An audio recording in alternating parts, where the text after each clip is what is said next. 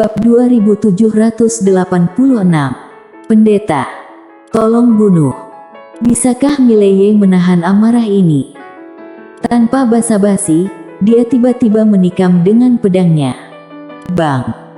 Dalam sekejap, seluruh tubuhnya langsung melarikan diri keluar dari alam semesta ini, dan pada saat berikutnya, ia menebas dengan pedang.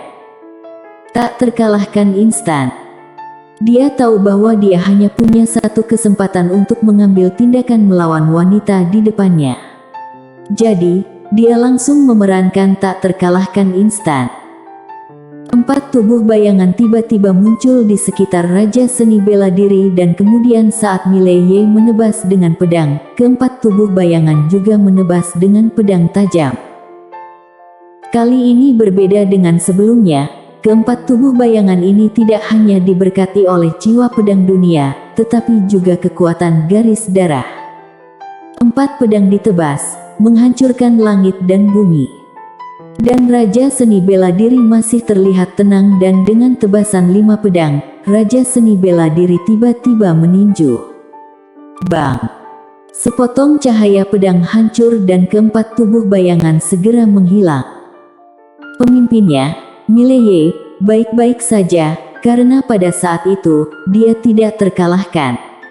Namun saat berikutnya, Raja Seni Bela Diri kembali melancarkan pukulan. Bang! Sesaat Mileye merasa kepalanya kosong.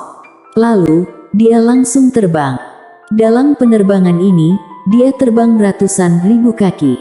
Begitu dia berhenti, tubuh fisiknya hancur berkeping-keping, hanya jiwa tetap ada. Raja Seni Bela Diri mengambil langkah maju, dan langkah ini datang langsung ke jiwa Mileye. Dia menatap langsung ke Mileye, manusia takdir. Jika kamu tanpa takdirmu, apakah kamu pikir kamu tidak akan mati? Setelah selesai berbicara, dia membawa Mileye dan menghilang di tempatnya. Beberapa saat kemudian, Mileye sampai di sebuah menara yang tinggi. Menara ini tingginya ratusan ribu kaki, membentang dari jurang di tanah hingga kedalaman langit berbintang. Di puncak menara terdapat sebuah altar, dan di sekeliling tepinya terdapat beberapa jimat aneh berwarna hitam. Di atas altar, berdiri seorang wanita. Wanita itu mengenakan jubah besar dengan jimat aneh yang tak terhitung jumlahnya terlukis di atasnya.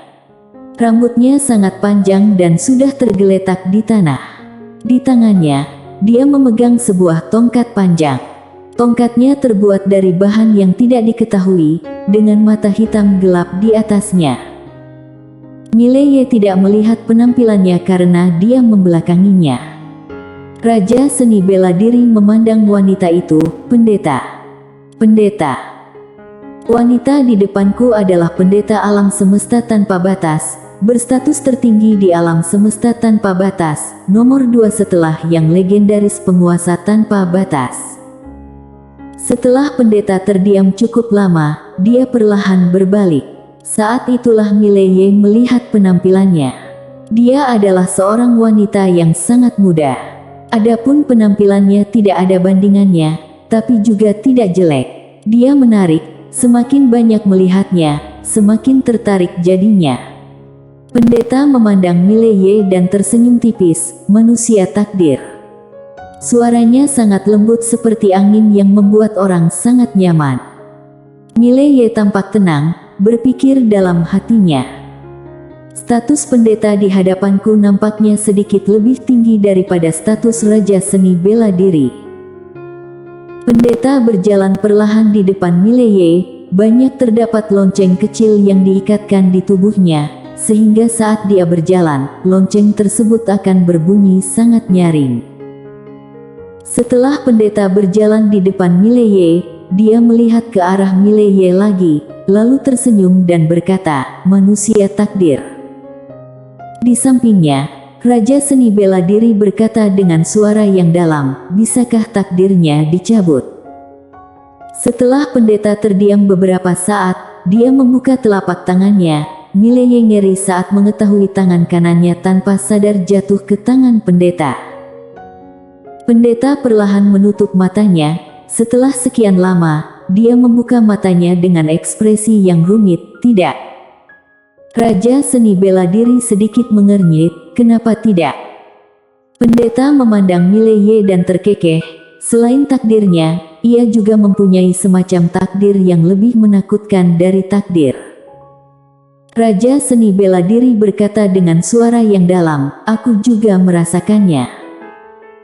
Pendeta berbisik, Raja seni bela diri, dunia ini lebih besar dan lebih rumit dari yang kita bayangkan.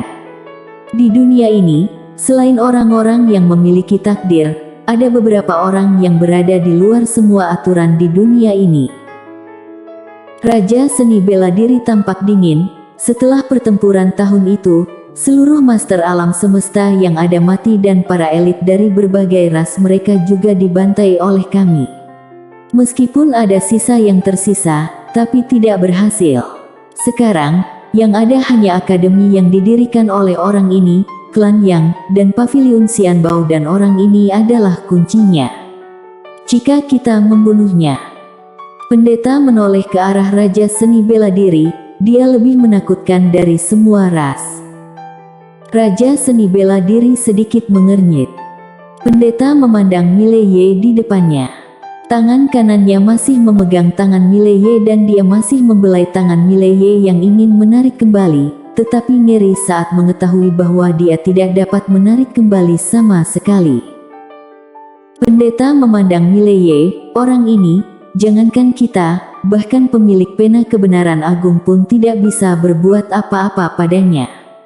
Takdir adalah kebenaran agung diberikan kepadanya oleh pemilik pena, tapi takdir yang tersembunyi di dalam tubuhnya melampaui takdir. Belum lagi membunuh orang ini, bahkan menyentuh orang ini, alam semestaku yang tak terbatas akan masuk bencana besar. Raja seni bela diri memandang Mileye, perlahan mengepalkan tangan kanannya, tidak tahu apa yang dia pikirkan. Pendeta melirik Raja seni bela diri dan berkata, Raja seni bela diri, bagaimana kekuatanmu dibandingkan dengan ahli pena kebenaran agung? Raja seni bela diri terdiam beberapa saat lalu berkata, jauh lebih buruk. Meskipun ia adalah Raja seni bela diri yang paling cakap dalam sejarah klan Tailing, ia masih belum cukup jika dibandingkan dengan ahli kebenaran agung.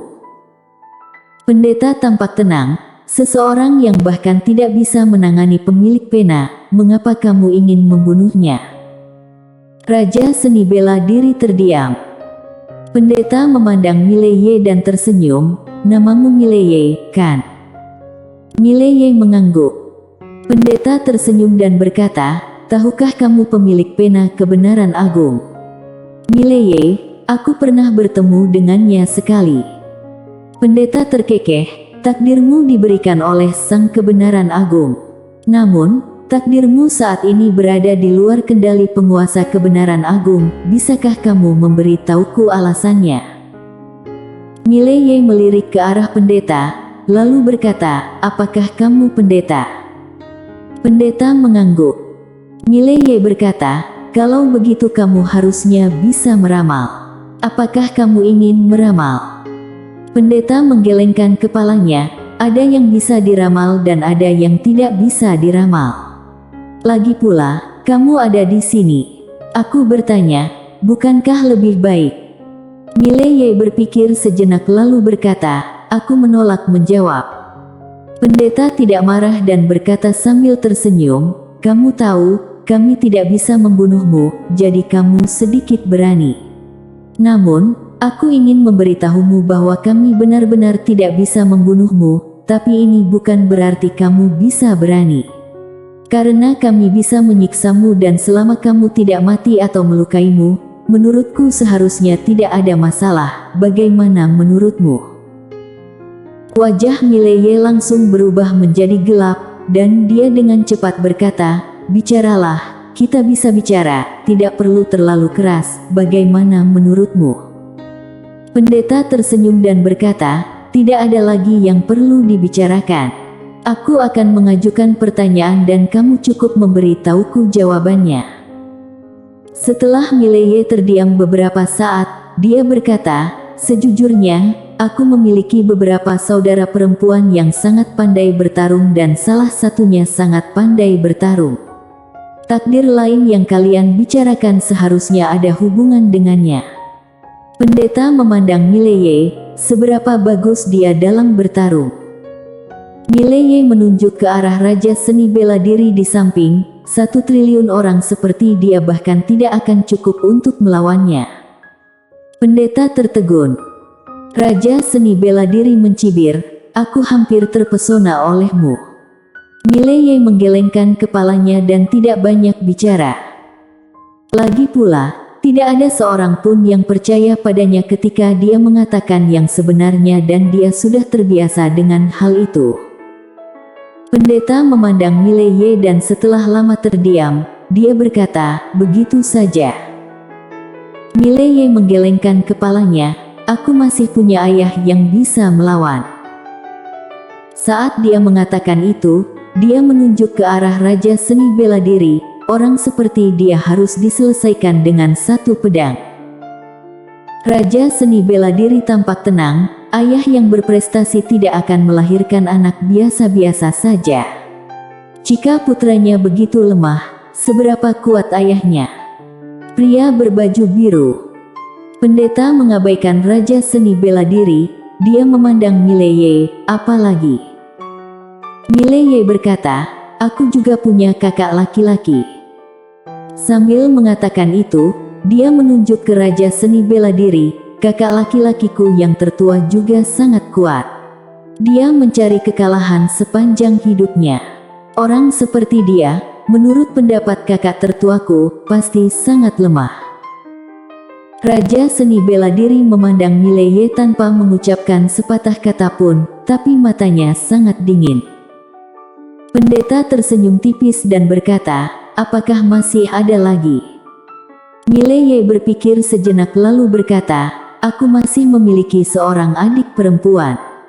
Kekuatannya belum pulih sepenuhnya sekarang, tapi menurutku dia. Saat dia mengatakan itu, dia menunjuk ke arah Raja Seni Bela Diri. Pada saat itu, Raja Seni Bela Diri tiba-tiba meninju jiwa Mileye secara langsung. Aku tidak tahan lagi. Melihat Raja Seni Bela Diri tiba-tiba mengambil tindakan, ekspresi Mileye tiba-tiba berubah dan dia segera menggunakan instan tak terkalahkan. Bang! Raja Seni Bela Diri meninju jiwa Mileye, tetapi tidak ada yang terjadi pada Mileye. Kali ini Raja Seni Bela Diri kembali meninju. Melihat adegan ini kelopak mata Mileye melonjak. Pada saat kritis ini, pendeta menghentikan Raja Seni Bela Diri. Pendeta melirik ke arah Raja Seni Bela Diri, lalu berkata, dia tidak berbohong. Raja Seni Bela Diri diam.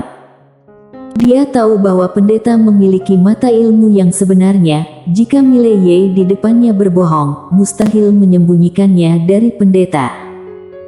Tapi apakah ada orang yang begitu kuat di dunia ini? Jelas mustahil. Raja Seni Bela Diri melirik Mileye dan berkata, lanjutkan. Pendeta tersenyum dan berkata, apakah masih ada lagi? Mileye berpikir sejenak lalu berkata, tahukah kamu pemilik pena kebenaran agung? Pendeta mengangguk, tentu saja aku tahu. Mileye berkata dengan serius, dia adalah saudara baikku yang berbeda marga. Pemilik pena kebenaran agung. Pendeta memandang Mileye, mata pada tongkatnya tiba-tiba sedikit bergetar. Pendeta menggeleng dan tersenyum, kata-katamu palsu. Mileye berkedip, aku bersungguh-sungguh, aku bersumpah. Pendeta tiba-tiba mengulurkan tangan dan mencubit wajah Mileye dengan lembut, lalu berkata sambil tersenyum, seberapa tebal kulitmu untuk bisa berbohong tanpa malu sedikit pun? Mileye. Pendeta menambahkan, aku tahu betul apa hubungan antara pemilik pena kebenaran agung dan kamu, tapi yang jelas, kamu sendiri tidak tahu banyak tentang itu. Namun, semua ini tidak penting. Saat dia berbicara, dia menoleh ke Raja Seni Bela Diri, pergi dan buka gerbang neraka dan kirim dia ke neraka. Mendengar hal tersebut, Raja seni bela diri tercengang beberapa saat, lalu senyuman muncul di wajahnya. Mileye merasa tidak nyaman, di mana neraka? Pendeta memandang Mileye dan berkata sambil tersenyum, meskipun aku tidak bisa membunuhmu, tidak apa-apa menyiksamu sedikit. Mileye buru-buru berkata, bukankah kita sudah mengobrol dengan baik? Mengapa kamu tiba-tiba melakukan kekerasan lagi? Pendeta membungkuk untuk melihat ke arah Mileye, kamu menggigitku. Mileye bersambung.